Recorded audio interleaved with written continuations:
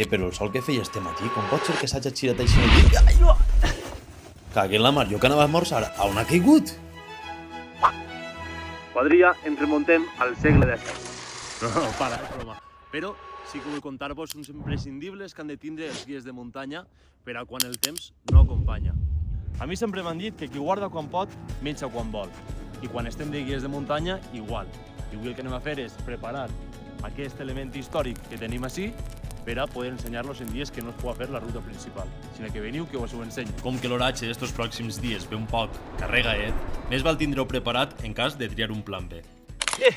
Però què el penses? Que així en Andorra sols n'hi ha influencers que venen així a fer pasta i a oir impostos?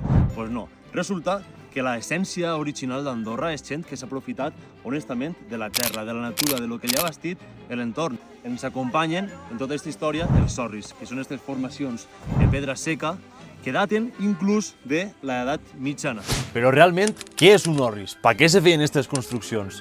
Com molts haureu endivinat, era una construcció feta pels pastors.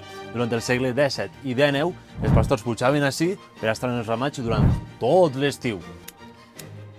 Però un orris no era sols una cabanya. Era una base pastoral d'alta muntanya. Esta en concret està composta per 3 cabanyes, 1, 2 i 3, aquella del final, i un estable format també en pedra seca. Més bé, un passadís on les ovelles esperaven a ser munyides. Així passaven setmanes i mesos vigilant el ramat. I Meritxell! Munyien les ovelles, feien formatge i guardaven el menjar i les seues ferramentes.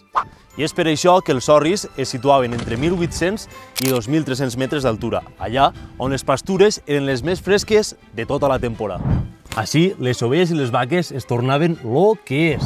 La transhumància encara existeix en Andorra, però avui en dia els pastors ja no viuen en els orris com temps enrere. Molts d'aquestos han quedat com a testimoni d'una vida a les muntanyes, marcant la identitat d'un territori durant segles. Pot ser molt diferent del que avui en dia pensem que és Andorra. I tu, coneixes alguna altra construcció tradicional prop del teu poble? Conta-m'ho, que et llisc als comentaris.